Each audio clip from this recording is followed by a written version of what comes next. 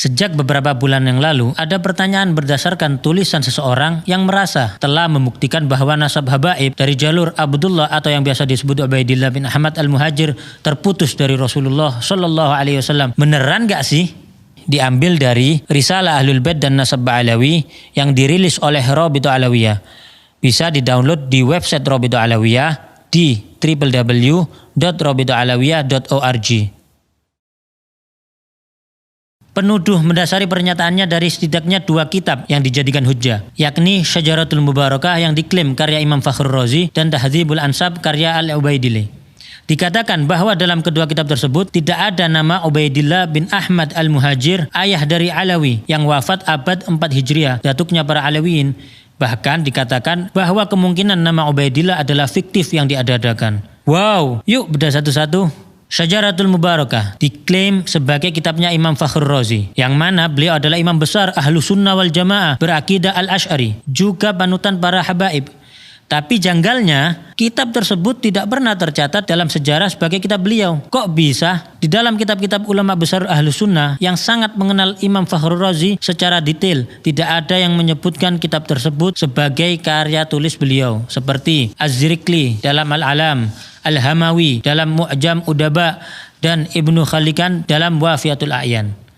Tidak ada satupun yang menyebutkan kitab ini dalam karya Imam Fakhruddin Ar-Razi yang wafat pada tahun 606 Hijriah. Kitab ini baru ditemukan di tahun 1418 Hijriah seperti yang tertulis di halaman 13 kitab tersebut, yang artinya ditemukan tahun 1997 Masehi atau baru 26 tahun yang lalu. Luar biasa. Ternyata yang mengatakan kitab ini sebagai kitab Imam Fakhrur Razi, sebagaimana tertulis pada kitab tersebut di halaman 12-nya, bernama Al-Mar'ashi An-Najafi, yang menemukan kitab tersebut dan memerintahkan muridnya Mahdi Ar-Raja'i mentahqiq atau menulis kembali kitab ini. Kok bisa kitab tersebut tersembunyi dan baru muncul 812 tahun setelah wafatnya Imam Fakhrur Razi? Jika memang penuduh yakin, maka datangkanlah kepada kami satu bukti tertulis pada abad 7, 8, 9 atau bahkan 10 Hijriah dari ulama Ahlus Sunnah ternama yang menyebutkan ini adalah kitab Imam Ar-Razi. Dan bagaimana mungkin menisbatkan kitab yang baru ditemukan kemarin sore sebagai kitab abad ke-6? Penuduh cenderung selalu menghindar dari pertanyaan ini. Penuduh berdalih bahwa si penemu kitab dan pentahqiqnya pun pada halaman 11 mengakui bahwa beliau terkejut saat menemukan kitab ini. Dan gak perlu penuduh meminta Rabithah Alawiyah ngecek ke perpustakaan di Istanbul, karena Rabithah tidak dalam keraguan sedikit pun. Justru penuduh yang harus mendatangkan bukti dari abad awal. Apalagi banyak kejanggalan pada kitab tersebut, seperti banyaknya nama besar yang tidak tercatat, seperti Syekh Abdul Qadir Al-Jailani yang hidup sezaman dan sewilayah dengan Imam Ar-Razi. Justru tidak tercantum dalam kitab tersebut, dan banyak nama lain. Bahkan pada halaman 92 disebutkan Imam Ar-Razi, sosok ulama besar Ahlus Sunnah, justru dikatakan meyakini Imam 12 Syiah dan mengatakan Imam Mahdi sudah lahir menunggu pembebasan. Jadi sangatlah wajar jika banyak pihak yang 1000% meragukan kitab tersebut sebagai tulisan Imam Fakhrur Razi. Uniknya lagi adalah baik Mahdi Ar-Raja'i selaku mentahqiq dan Mar'ashi An-Najafi selaku penemu sama-sama punya kitab nasab tulisan mereka sendiri yang mengakui nasab Ubaidillah bin Ahmad, bahkan menuliskan pengakuan ketersambungan ke Rasulullah SAW, suatu fakta yang tidak banyak dibahas. Oke, satu hujjah penuduh kita coret dulu. Lanjut hujjah kedua. Kitab Tahdzibul Ansab.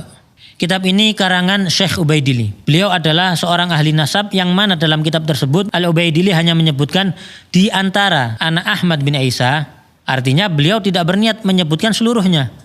Namun justru dalam catatan lain kita temukan perkataan Al-Ubaidili yang memang memiliki ribuan lembar catatan manuskrip yang dinukilkan oleh ahli nasab ternama Said Murtadha Az-Zabidi, yaitu Syekh Syaraf Ubaidili berkata, Syarif Ahmad bin Isa An-Nagib berhijrah dari Madinah ke Basra di 20 tahun kedua dari abad ke-4 Hijriah, yakni tahun 317 Hijriah. Beliau keluar bersama putranya Abdullah ke arah timur. Dengan demikian, Al-Ubaidili justru menjadi ahli nasab abad ke-5 yang turut mengakui adanya Abdullah bin Ahmad. Kami tidak mungkin menerima tuduhan sang penuduh bahwa ahli nasab sekelas Az-Zabidi berbohong dalam mengutip perkataan Al-Ubaidili tersebut. Sekarang 2 hujjah tersebut sudah kita bahas. Nah, sekarang gantian. 1. Mampukah penuduh mendatangkan bukti dari abad 7, 8, 9, 10, 11, 12 atau bahkan 13 bahwa ada ahli nasab yang mempertentangkan kebenaran nasab Alawiyin? Perlu diketahui bahwa tidak ada satupun ahli nasab terdahulu yang mengingkari nasab tersebut. 2. Ilmu nasab sudah baku dan disepakati oleh seluruh mazhab tentang syarat penetapan suatu nasab. Lalu penuduh membuat suatu syarat, yakni harus ada kitab yang ditulis di zaman tersebut.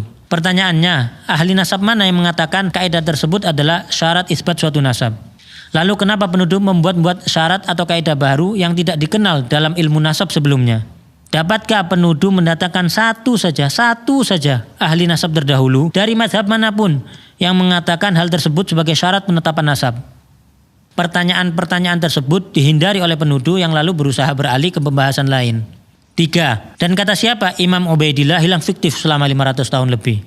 Jika mau sabar dalam mempelajari, nasab tersebut disebutkan oleh catatan nasab dari kalangan Alawiyin.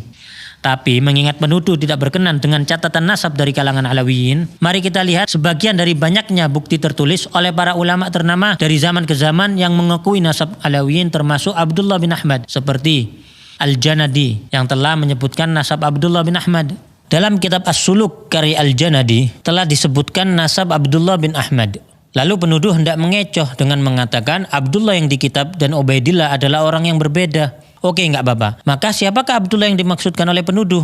Sebutkan bukti sejarah, makamnya di mana. Juga sebutkan keturunan Abdullah yang dimaksudkan penuduh hingga lokasi mereka saat ini. Termasuk juga siapa Abul Hasan Ali bin Jadid yang disebutkan oleh Al-Janadi tersebut, disertai bukti-bukti sejarahnya. Ditambah lagi statement menggelitik seperti Ba'alawi yang tercatat pada kitab terdahulu berbeda dengan Ba'alawi yang sekarang. Maka datangkanlah bukti sejarah bahwa ada kabilah lain di Hadramut yang juga disebut Ba'alawi. Dan ada kelompok lain yang nasabnya seperti disebutkan Al-Janadi dan lainnya. Disertai lokasi makamnya, sejarahnya, juga data keturunannya.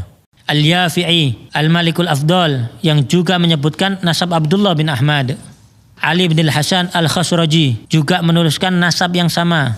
Al-Husain bin Abdurrahman Al-Ahdal yang menuliskan nasab keturunan Abdullah bin Ahmad. Abil Abbas Ahmad Asy-Syaraji Az-Zabidi yang turut menyebutkan nasab Alawiyin yang tersambung. Imam As-Sakhawi yang menyebutkan nasab yang bersambung pada Ubaidillah bin Ahmad. Imam Ibnu Hajar Al-Haytami, ulama besar yang juga ahli nasab yang turut menyebutkan sanadnya bersambung ke Ubaidillah bin Ahmad. Al-Ayashi yang menyebutkan nasab yang bersambung hingga Ubaidillah bin Ahmad. Syekh Al-Muhibbi dalam kitabnya Khulasatul Athar menuturkan keluarga Ba'alawi dinisbatkan kepada Alwi. Alwi ini adalah putra Ubaidillah bin Ahmad bin Isa. Beliau adalah sosok yang menjadi muara berkumpulnya nasab mereka. Nasab mereka telah disepakati oleh para ulama ahli tahqiq dan telah diperhatikan untuk dijelaskan oleh banyak ulama. Lalu Syekh Yusuf An-Nabhani, seorang mufti besar dan guru dari para ulama Ahlus Sunnah wal Jamaah, guru dari Hadratus Syekh Hashim Asy'ari, menjelaskan dalam mukaddimah kitabnya Riyadul Jannah, sesungguhnya para sada al-Ba'alawi telah disepakati oleh umat Nabi Muhammad SAW di sepanjang masa dan di setiap tempat, bahwa mereka termasuk Ahlul Bait yang paling sahih nasabnya, paling kokoh kemuliaannya, dan paling banyak ilmu, amal, keutamaan, serta adabnya. Hadratus Syekh Hashim Asy'ari bahkan mencantumkan Al-Habib Ahmad bin Abdullah As-Segaf yang merupakan salah satu pendiri Rabithah Alawiyah dalam Qanun Asasi saat pendirian Nahdlatul Ulama. Kita tentu tidak merasa perlu meyakinkan penuduh untuk mempercayai dan menghargai para ulama-ulama tersebut, karena mereka semua bagai matahari di siang hari yang dikenal luas kejujuran dan keilmuannya. Tidak mungkin para ulama-ulama besar tersebut sengaja berbohong bersama-sama dan tidak berusaha memastikan informasi yang mereka sampaikan, apalagi Rasulullah SAW menyampaikan ancaman neraka bagi yang berbohong atas nasab. Sejarah Alawiyin telah jelas disertai lokasi makam dan tempat bersejarah mereka yang terjaga hingga kini. Dapatkah penuduh sebutkan satu saja ulama atau ahli nasab terdahulu di Hadramut yang menafikan bukti-bukti sejarah tersebut? Lalu apakah catatan nasab Rabithah Alawiyah diakui ahli nasab dan Naqabah internasional? Tentunya tidak hanya sekedar surat dengan cap dan tanda tangan. Hubungan dengan ahli nasab dan Naqabah di Yaman terjalin dengan baik. Naqabah Mesir yang beberapa kali berkunjung ke Rabithah Alawiyah. Naqabah Al-Idrisi Al-Hasani Libya yang memiliki hubungan baik dengan Rabithah Alawiyah. Syekh Dr. Muhammad Asy-Syuhumi Al-Idrisi bahkan mengatakan, bisa saya katakan bahwa paling bagusnya Rabithah dari semua Rabithah yang mencatat garis keturunan anak cucu Nabi Muhammad SAW, yang paling bagus adalah Rabithah yang ada di Indonesia, yang paling teratur dan paling memiliki kesemangatan untuk memperbaiki, termasuk adanya takrir pengakuan nasab Alawiyin oleh Imam Yaman Yahya Hamiduddin, juga takrir di Hijaz yang terdapat dalam tulisan Syarif Ibrahim bin Mansur Al-Amir. Bahkan Alawiyin beberapa kali dipercaya menjadi pimpinan Naqabatul Ashraf di Hijaz, Makkah dan Madinah hingga masa pemerintahan Utsmani. Alawiyin tidak sedikit pun ditolak atau diragukan untuk memimpin para keturunan Rasulullah di Hijaz atau di Yaman oleh para ulama besar setempat dan para keturunan lainnya. Salah satunya yaitu Al-Habib Alwi bin Ahmad As-Siggaf, mufti mazhab Syafi'i di kota Mekkah pada zamannya, dan pengarang kitab Tarsyihul Mustafidin, salah satu kitab fikih rujukan para ulama dunia termasuk di Nusantara. Lalu penuduh rajin sebut tes DNA sebagai solusi. Mungkin informasi tentang fatwa larangan menggunakan tes DNA untuk nasab yang jauh belum sampai kepada penuduh, yakni Lembaga Internasional Rabithah Alam Islami di Hijaz, Darul Ifta Qatar, dan Darul Ifta Mesir yang telah memberikan fatwa melarang isbat nasab jauh melalui tes DNA. Atau menuduh jumlah keturunan ke-38 sampai 44 sebagai tidak logis. Maka penuduh perlu melihat jumlah keturunan dari jalur keturunan Rasulullah lainnya selain Alawiyin, yang ternyata juga di range yang sama. Karena coba-coba hitung pakai kalkulator, ternyata justru beresiko malah jadi menafikan adanya keturunan Rasulullah SAW. Bukti bahwa nasab tersebut sudah memenuhi syarat syuhrah wal istifadhah juga tidak terbantahkan dengan tidak adanya penolakan dari abad ke abad. Juga diakui oleh para ulama besar dan ahli nasab dari masa ke masa. Tidak disebutkannya sebuah nama pada suatu kitab nasab tidak dapat diartikan orang tersebut tidak ada atau bahkan fiktif, karena terdapat ulama dan ahli nasab thiqah lainnya yang menulis dan menambahkan. Maktab Daimi di dalam Rabithah Alawiyah ditujukan untuk melanjutkan catatan-catatan nasab dari para pencatat terdahulu kalangan Alawiyin untuk diteruskan di Indonesia demi menjaga keberlangsungan dan pemutakhiran catatan nasab tersebut. Jadi, meski didirikan tahun 1928, catatan nasab yang digunakan bersambung sanadnya dari ahli keluarga dan nasab zaman ke zaman. Tentu kita bersyukur kepada Allah Subhanahu wa taala. Terdapat para kiai, ulama dan banyak pihak yang berdiri membela para habaib. Jika ada beberapa oknum habaib yang belum mengikuti kemuliaan akhlak dan kesolehan datuk-datuknya, maka kami memohon doa antum semuanya agar Allah Subhanahu wa taala memudahkan langkah mereka menuju kebaikan. Nasab yang bagus itu bukan untuk membanggakan diri, bukan untuk meremehkan orang lain. Nasab yang bagus itu adalah tuntutan bagi kamu. Kamu harus seperti datuk-datuk kamu yang baik, yang soleh. Dulu kakek-kakek kita itu dicintai masyarakat karena kontribusi sosialnya yang nyata di masyarakat. Masyarakat menyaksikan akhlaknya yang mulia, ilmunya yang luas. Kemudian bagaimana ketika duduk bersama datuk-datuk kita, mereka bisa mendapatkan solusi atas semua permasalahan hidup mereka. Kita sudah jauh berbeda dengan mereka saat ini. Bukan malah nasab itu dikapitalisasi, dijadikan kebanggaan karena tidak ada gunanya sama sekali. Anda tidak mendapatkan ini dari usaha Anda. Dan kepada para habaib yang telah berusaha melanjutkan estafet keilmuan, akhlak, juga kontribusi bermasyarakat sebagaimana datuk-datuknya, maka kami mohon doa agar mereka pun diberi kekuatan oleh Allah untuk dapat istiqamah.